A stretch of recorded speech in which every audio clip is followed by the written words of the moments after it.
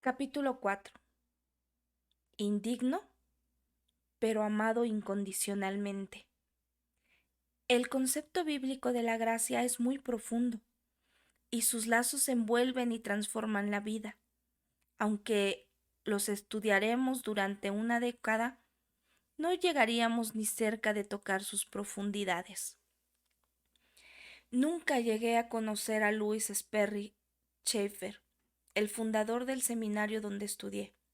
Había muerto pocos años antes de que yo empezara mis estudios teológicos en 1959. En cambio, algunos de mis maestros y profesores lo habían conocido muy bien. Todos, sin excepción, lo recuerdan como un hombre de gracia excepcional.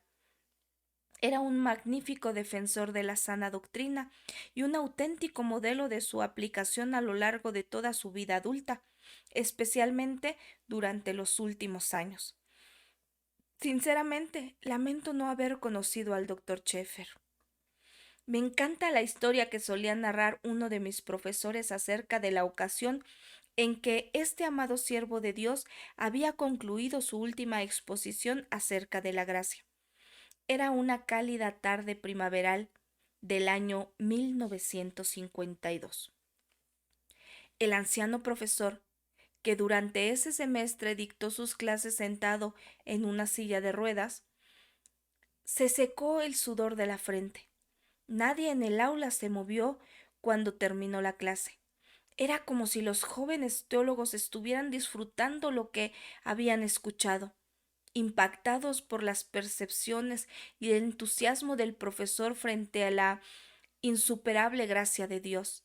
El anciano deslizó su silla hacia la puerta y cuando estaba por apagar las luces, la clase rompió en un espontáneo y atronador aplauso. Mientras el amado teólogo se secaba las lágrimas, con la cabeza agachada, levantó una mano en alto para pedir silencio. Tenía un último comentario que hacer mientras contemplaba al grupo con una amable sonrisa. En medio del silencio absoluto, habló con suavidad.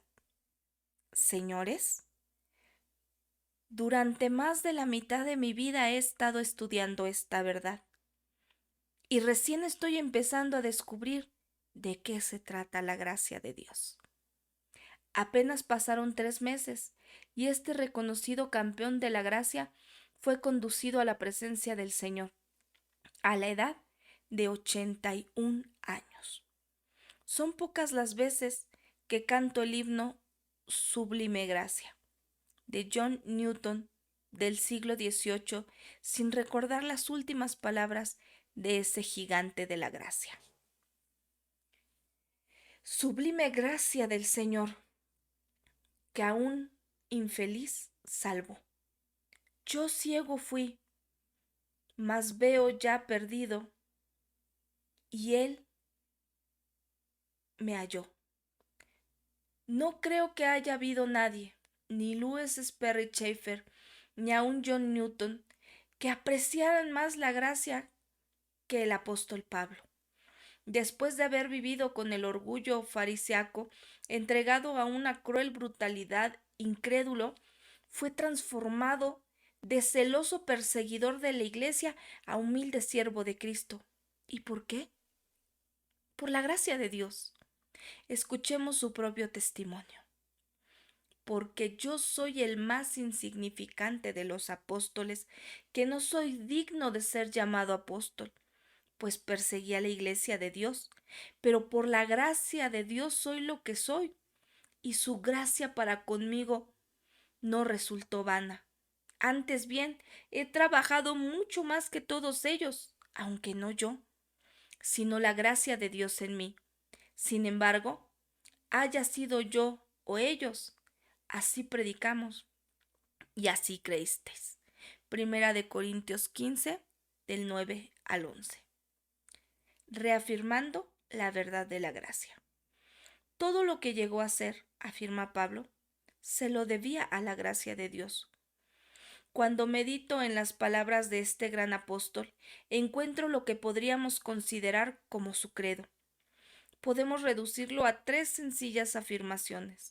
De vez en cuando, es útil tomar una verdad teológica profunda y multifacética y definirla en términos simples que usamos todos los días. Primera afirmación. Dios hace lo que hace por su gracia. La primera declaración de Pablo respecto a que se le permitiera vivir y que fuera reconocido como mensajero y líder era que todo se debía a la gracia de Dios. Pablo merecía la más severa de las condenas, pero en cambio Dios le extendió su gracia. En términos humanos, Pablo debía haber sido sometido a enormes sufrimientos por todo el dolor y las angustias que había causado a otros. Pero no fue así, porque Dios le mostró su gracia. Eso nos conduce a su segunda afirmación. Soy lo que soy por la gracia de Dios. Es como si admitiera, si hay algo bueno en mí, no merezco mérito alguno. El mérito pertenece a la gracia. En nuestra época, en que se enfatizan los logros personales, se recalca en exceso la importancia de lograr las cosas por sí mismo y construir el propio reino centrado en uno mismo. Esta idea de darle todo el crédito a la gracia es un mensaje indispensable. ¿Cuántas personas, al alcanzar la cúspide de su carrera, le dicen al periodista o declaran en una entrevista, soy lo que soy por la gracia de Dios? ¿Cuántos atletas dirían ese tipo de cosas en un banquete que se hiciera en su honor? ¿Qué impacto causaría que alguien dijera, no se dejen impresionar, mi fama es resultado del inmerecido don de la gracia de Dios? Los testimonios como este son rarísimos. Hay una tercera afirmación que parece estar implicada en la declaración final de Pablo. Por la gracia de Dios, yo le permito ser lo que usted es. La gracia no es simplemente algo para ser anunciado, debe ser demostrada, compartida, usada como base de la amistad y de toda relación perdurable. Jesús habló de la vida abundante que podríamos disfrutar si reclamáramos la libertad que Él provee por gracia. ¿No sería maravilloso que las personas cooperaran con su plan? No hay nada que se compare con la gracia cuando se trata de liberar a las personas de su esclavitud. Pareciera que algunas personas se podrían comparar a los personajes de una tira cómica del periódico que vi hace un poco. Un personaje agresivo y dominante está filosofando con un amigo, que es más callado y pasivo. Con torpeza y sin miramientos, el más fuerte le dice al más débil, si yo estuviera a cargo del mundo, cambiaría todo. Un poco intimidado el amigo, obligado a escucharlo, le dice, pero eso no sería fácil. Digamos, ¿por dónde empezarías? Sin vacilar, el otro se da vuelta, lo mira a los ojos y le dice, empezaría por ti. Aquí no se demuestra la gracia.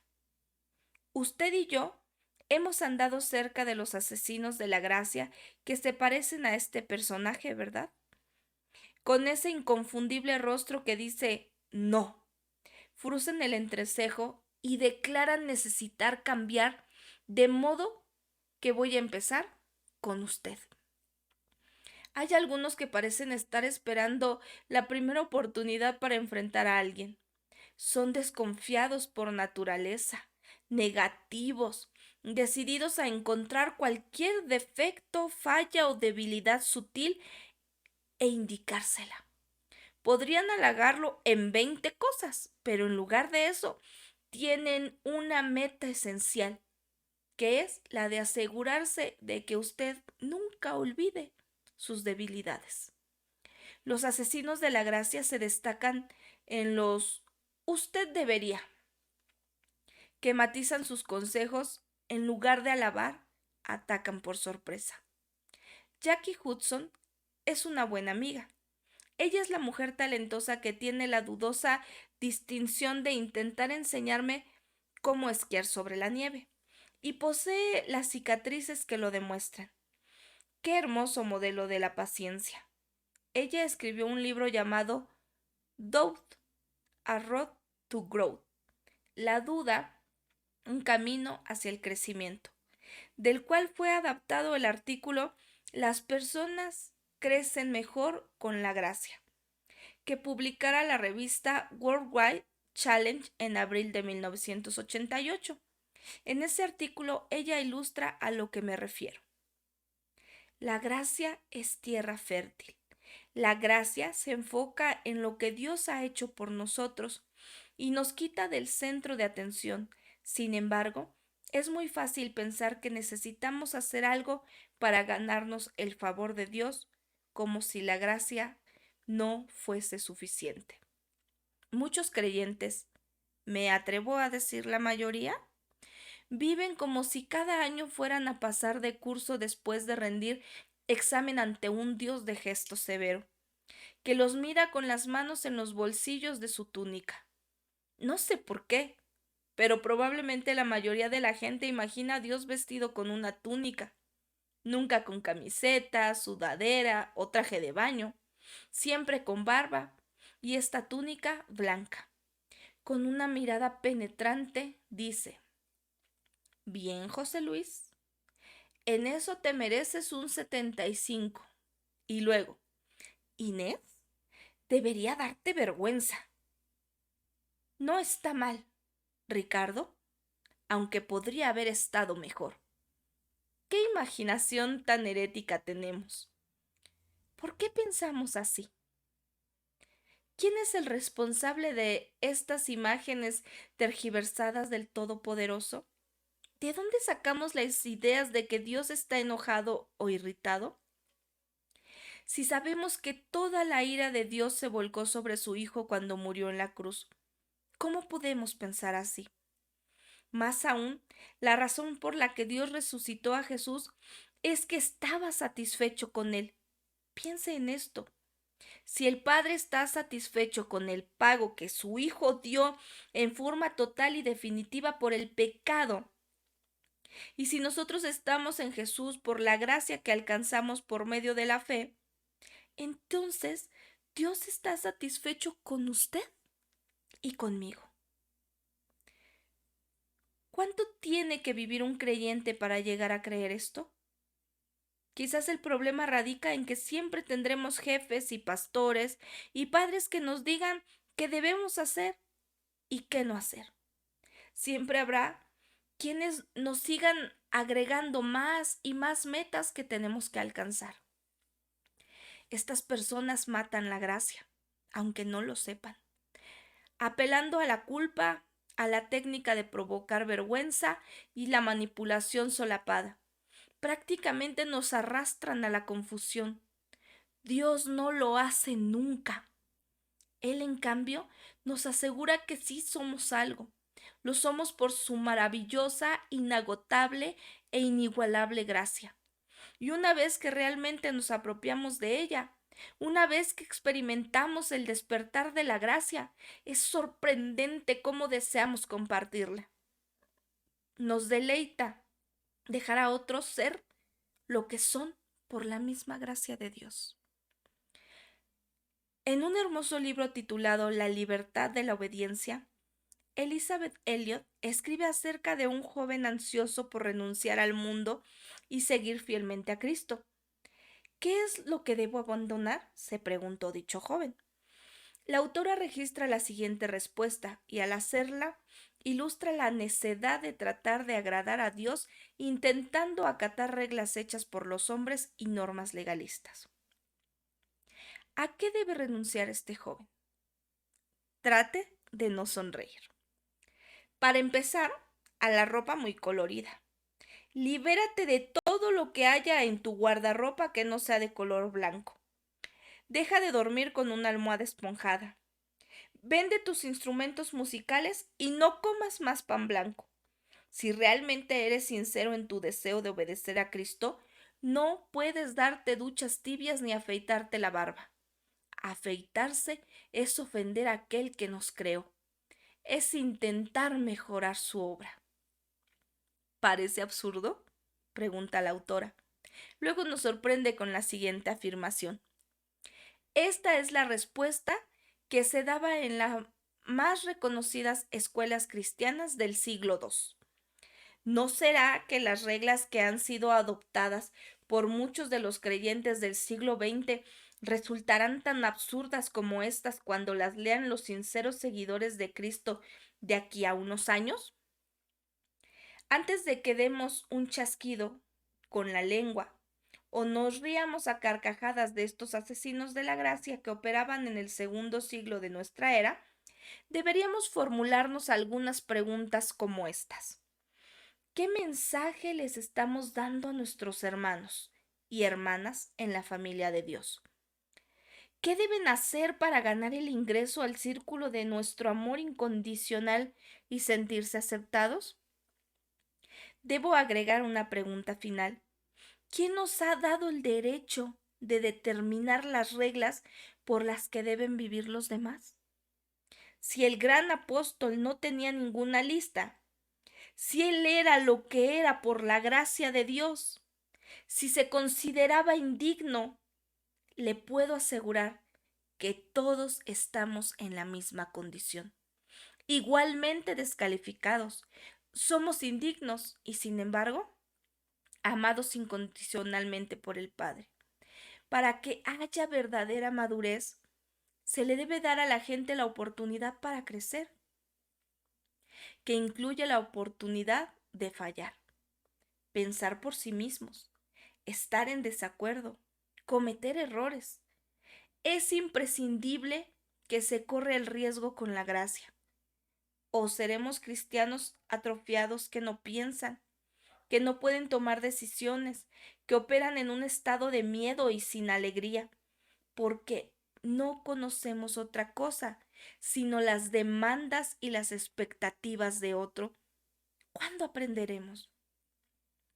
Recordemos que Dios se deleita en elegir a los menos valiosos para hacer de ellos el objeto de su aceptación incondicional. Consideremos un ejemplo de la gracia.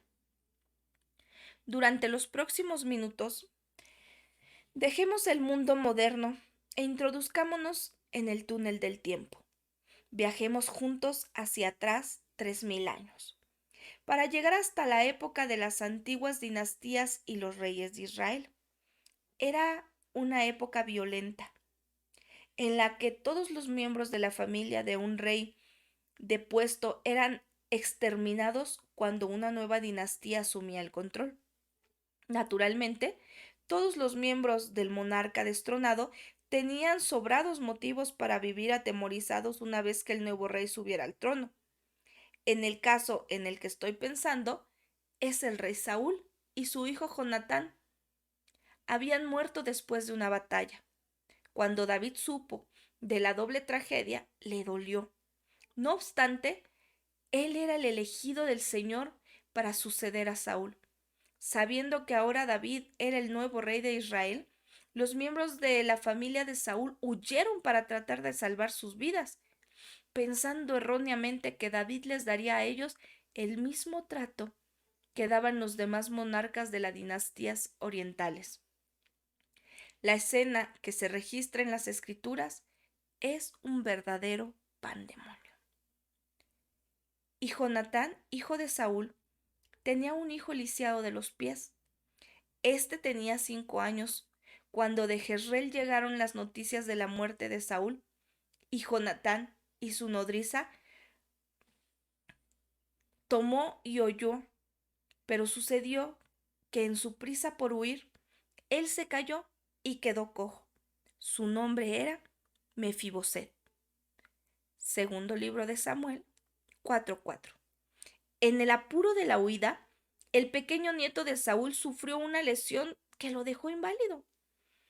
Como no disponían de ayuda médica y no sabían a dónde recurrir por auxilio, el muchachito nunca se recuperó de la caída. Por el resto de su vida quedó inválido de ambos pies.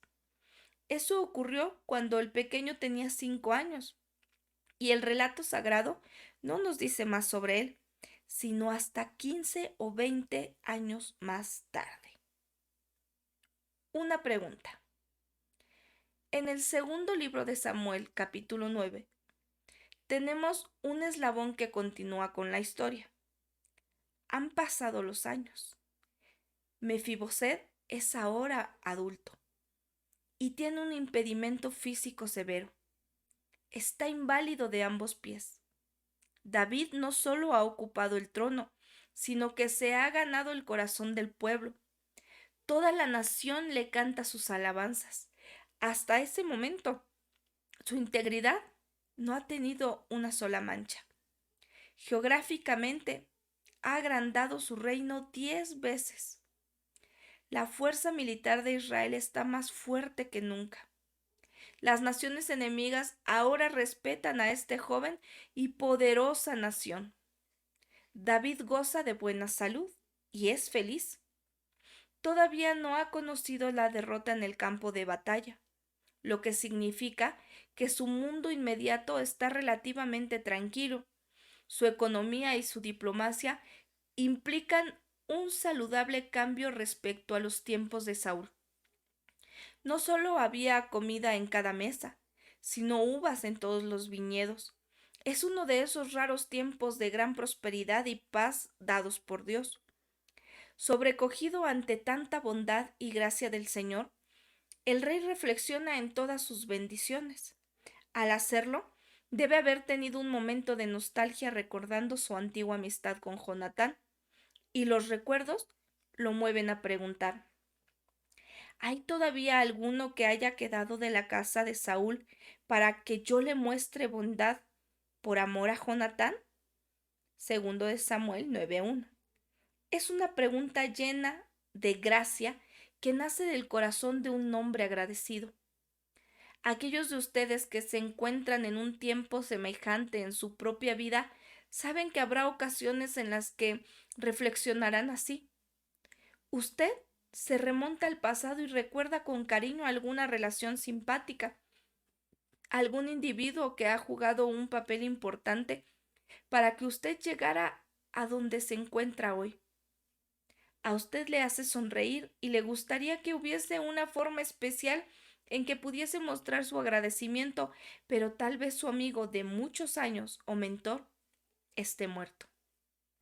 Es muy probable que David recordara el tierno momento cuando él y Jonatán habían pactado cuidarse y protegerse el uno al otro sin tomar en cuenta las circunstancias.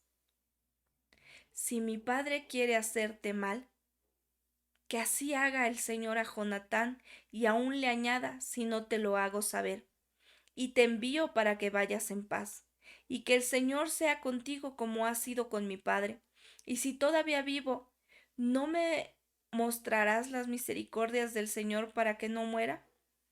No quitarás tu misericordia de mi casa para siempre, ni aun cuando el Señor haya quitado de la faz de la tierra a cada uno de los enemigos de David. Jonatán, pues, hizo un pacto con la casa de David diciendo: el Señor lo demande de la mano de los enemigos de David. Y Jonatán hizo jurar a David otra vez a causa de su amor por él, pues le amaba como a sí mismo. Primero de Samuel 20 del 13 al 17. Mientras está perdido en sus pensamientos, una luz se enciende en los recuerdos de David, recordando esa promesa. Busca la manera de ponerla en práctica. No quisiera que se le pase por alto la importancia de uno de los términos que usó David. ¿Hay todavía alguno que haya quedado de la casa de Saúl para que yo le muestre bondad por amor a Jonatán? Segundo de Samuel 9:1. Se trata de la palabra hebrea Gesed, a menudo traducida en el Antiguo Testamento como misericordia, amor bondadoso o gracia. ¿Hay todavía alguien vivo en la familia de Saúl a quien yo pudiera mostrar la misma clase de gracia que Dios ha tenido conmigo? Esa es la idea que da vueltas en la mente de David. Me encanta el planteamiento de la pregunta, precisamente por lo que no plantea. No pregunta: ¿hay alguien que merezca? ¿Hay alguien que reúna los requisitos? ¿Hay alguien inteligente que pudiera servirme en asuntos del gobierno o que tenga un buen físico para incorporarlo a mi ejército? No, simplemente pregunta: ¿Ha quedado alguno? Se trata de un deseo incondicional, una pregunta empapada de gracia. Me pregunto si habrá alguien por ahí. El rostro de David es un rostro que dice sí, en este momento nostálgico. Pero algo me indica que el servidor al que hace venir tiene un rostro que dice no. Su nombre es Siba. Escucha su respuesta y percibe el no de su voz. Y había un siervo de la casa de Saúl que se llamaba Siba, y lo llamaron ante David, y el rey le dijo, ¿eres tú, Siba? Y él respondió, tu servidor. Y dijo el rey, ¿no queda aún alguien de la casa de Saúl a quien yo pueda mostrarle la bondad de Dios? Y Siba respondió al rey, aún queda un hijo de Jonatán lisiado de ambos pies. Segundo de Samuel 9, 2 y 3. Se da cuenta de que hay un no en su respuesta, aunque en rigor haya sido afirmativa. Por supuesto, rey David, sé de alguien, pero realmente no creo que tú lo quieras tener por aquí dando vueltas. Verás, es un inválido. No sería adecuado, no es propio de la realeza. Lo que significa, una vez que desenmascaramos el orgullo, ese hombre no es como el resto de nosotros. Me encanta la respuesta del rey David. En vez de decir, no me digas, ¿es muy tullido ese hombre? Lo que responde es, ¿dónde está? Si hay alguno, cualquiera que sea, traigámoslo aquí. ¡Qué gracia! Quizás un tanto sorprendido, Siba respondió al rey, he aquí está en casa de Maquir, hijo de Amiel, en Lodebar. Segundo de Samuel 9:4. Es interesante notar que Lodebar en hebreo significa lugar estéril. Podría traducirse como tierra inepta para pastoreo. Es como si el siervo estuviera diciendo que el hijo de Jonatán vive en un lugar absolutamente desértico, un lugar sin cultivos, un yermo. No hay un instante de vacilación. David ya ha escuchado lo suficiente como para entrar en acción. Se busca a un inválido. Entonces el rey David mandó traerlo de la casa de Maquir, hijo de Amiel, de Lodebar. Y Mefiboset, hijo de Jonatán, hijo de Saúl, vino a David, y cayendo sobre su rostro se postró. Y David dijo, Mefiboset. Y éste respondió, he aquí tu siervo. David le dijo, no temas, porque ciertamente te mostraré bondad por amor a tu padre Jonatán, y te devolveré toda la tierra de tu abuelo Saúl, y tú comerás siempre en mi mesa. Segundo de Samuel 9, 5 al 7. Es lógico que el hombre inválido se sintiera asustado al entrar al palacio en Jerusalén. Desde pequeño había tenido que ocultar su identidad para salvar la vida. Nunca quiso ser hallado, y menos por el rey que había sucedido a su abuelo en el trono. Si lo encontraban, su muerte era segura. Pero no había forma de negarse cuando David lo mandó a buscar. Antes de que pudiera darse cuenta, ya lo habían puesto en un carruaje preparado para él, y antes de que pudiera creer lo que le estaba pasando, ya estaba delante del rey.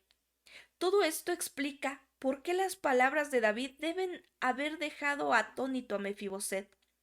Son propias de David, de su carácter. Cuando el corazón está lleno de gracia, la persona desea liberar a otros del temor, no producirlo. Permítame interrumpir esta maravillosa historia para preguntarle algo sobre Jesús, aquel que estaba lleno de gracia y de verdad. ¿Sabe cuál es el mandamiento que repitió con más frecuencia? La mayoría de las personas a las que les hago esta pregunta no saben responderla correctamente. Nuestro Señor pronunció muchos mandamientos, pero este es el que repitió con más frecuencia. No temáis. ¿No es fantástico? No tengas miedo. Naturalmente, la reacción más común de alguien que estuviera parado ante el Santo Hijo de Dios debe haber sido el temor. Sin embargo, Jesús, lleno de gracia, decía cada vez, no tengas miedo. No encaraba a las personas con el entrecejo fruncido, mirándolas de la cabeza a los pies y blandiendo un garrote. Los recibía con los brazos abiertos y palabras reconfortantes. No tengas miedo. Estas son las palabras que David usó para Mefiboset. Están empapadas de gracia. Mefiboset debe haber esperado que le hundieran una flecha en su cuerpo. Con razón dice, tocando el suelo con el rostro ante su rey. He aquí tu siervo. No tengas temor, le dice David. Pero el pobre inválido no puede dejar de temblar. Es como si David quisiera decirle, no te hice buscar para castigarte por algo que hayas hecho o dejado de hacer. Estoy buscando tu bien, no tu mal. Quiero darte un lugar de honor, no despedazarte. El secreto del mensaje de David hacia este hombre puede resumirse en 8 palabras. Puede estar seguro de que seré misericordioso contigo. Se provee un privilegio. No se pierda algo que es muy importante en el mensaje completo de la gracia. David quería demostrar bondad no por causa de Mefiboset, ni siquiera conocía al hombre antes de que se encontraran ese día, sino por el bien de su padre Jonatán. Mefiboset todavía no puede creer lo que está sucediendo. Se postró él de nuevo y dijo, ¿quién es tu siervo para que tomes en cuenta un perro muerto como yo? Segundo de Samuel 9:8. Al referirse a sí mismo como un perro muerto, se utilizan las palabras más descriptivas que él puede pensar para una criatura desdeñosa, despreciable e inútil. No soy más que un perro muerto, viviendo en Lodebar. ¿Por qué no me deja solo en mi miseria? ¿Recuerda cuando usted le dijo lo mismo a Dios? Hace mucho tiempo desde que usted y él se conocieron. ¿O puede que ya haya olvidado?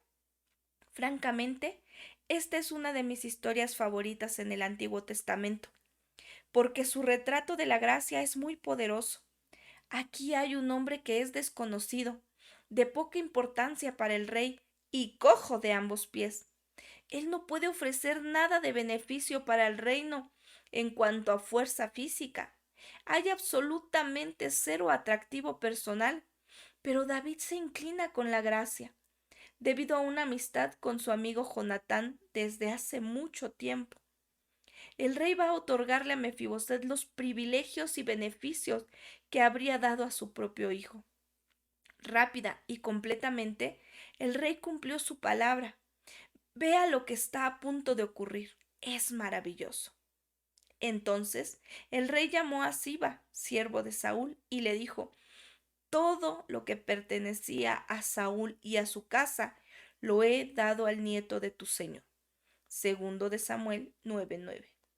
Siba debe haber estado sacudiendo la cabeza completamente perplejo. Y tú, tus hijos y tus siervos cultivaréis la tierra para él, y le llevarás los frutos para que el nieto de tu señor tenga alimento. Sin embargo, Mefiboset, nieto de tu señor, comerá siempre a mi mesa. Siba tenía 15 hijos y 20 siervos. Segundo de Samuel 9:10. En 4 ocasiones se lee en el relato bíblico que el lisiado comería en la mesa del rey, versículos 7, 10, 11 y 13.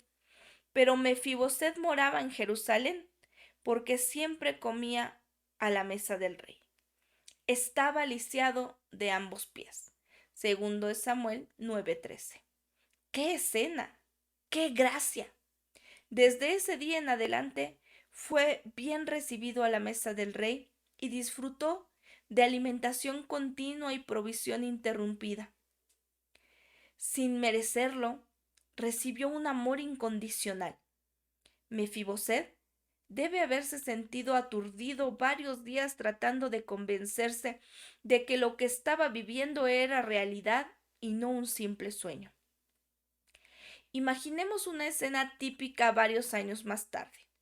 La campana que anuncia la cena suena a través del palacio del rey, y David llega a la cabeza de la mesa y se sienta. Poco después, Amnón, el inteligente y astuto Amnón, se encuentra a la izquierda de David. La preciosa y elegante Tamar, una encantadora joven, llega y se sienta junto a Amnón. En otra parte del palacio, Salomón camina lentamente desde su estudio. El precoz, brillante y preocupado Salomón. El príncipe heredero se acomoda despacio. Y luego Absalón. El guapo y encantador Absalón, con su hermoso cabello largo, tan negro como un cuervo, que caía hasta sus hombros, se sienta.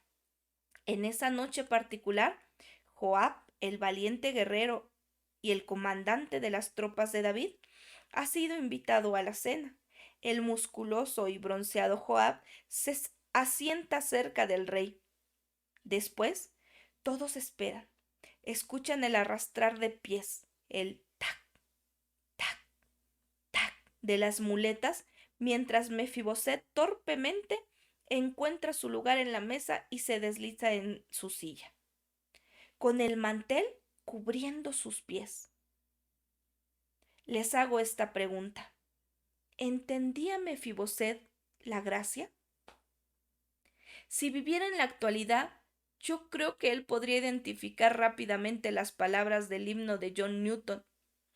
En los peligros o aflicción que yo he tenido aquí, su gracia siempre me libró y me guiará feliz. Consideremos las analogías de la gracia.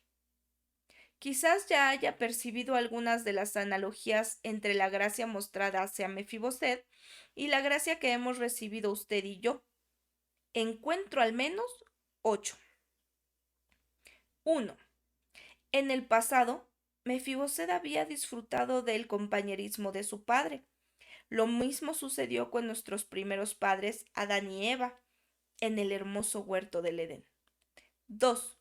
Cuando ocurrió la tragedia, apareció el temor, y Mefiboset sufrió una caída que lo dejó inválido por el resto de la vida. Lo mismo sucedió cuando entró el pecado. La humanidad sufrió una caída que le ha dejado incapacitada para siempre en la tierra. 3. David, el rey, por el amor incondicional que le tenía a su amigo Jonatán, buscó a quien pudiera demostrarle su gracia. De manera similar, Dios Padre, por la aceptación incondicional de la muerte en la cruz de su unigénito Hijo, sigue buscando a quien hacer partícipe de su gracia. 4. El hombre lisiado no tenía nada propio, no podía hacer nada y no merecía nada. Ni siquiera intentó ganarse el favor del monarca. Lo único que podía hacer era aceptarlo humildemente, de manera que nosotros, pecadores, sin esperanza y sin mérito alguno, que no merecemos en absoluto el favor del Padre, no podemos sino aceptarlo humildemente. 5. El rey rescató al inválido de su infortunada existencia, llevándolo de un lugar desierto y desolado a un lugar de compañerismo y honor. Dios, nuestro Padre, ha hecho lo mismo por nosotros.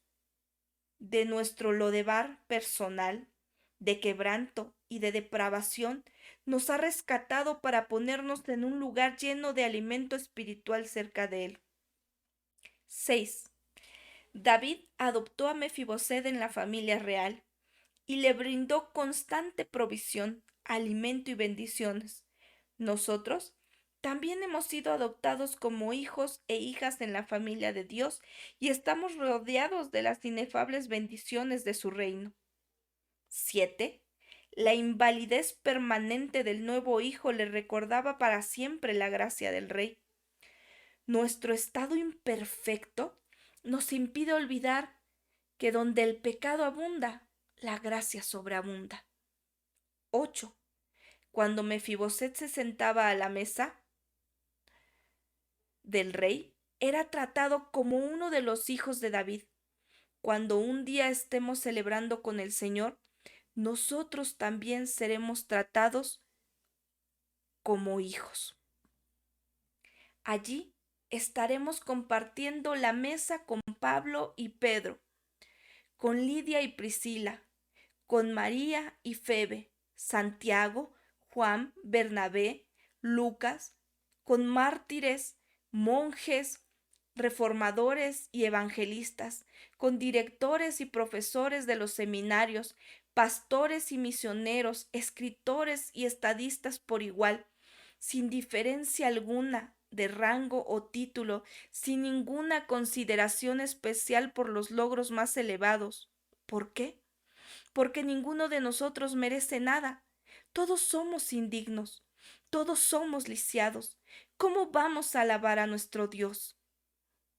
Y cuando en Sión, por siglos 1000, brillando esté cual sol, yo cantaré por siempre allí su amor que me salvó.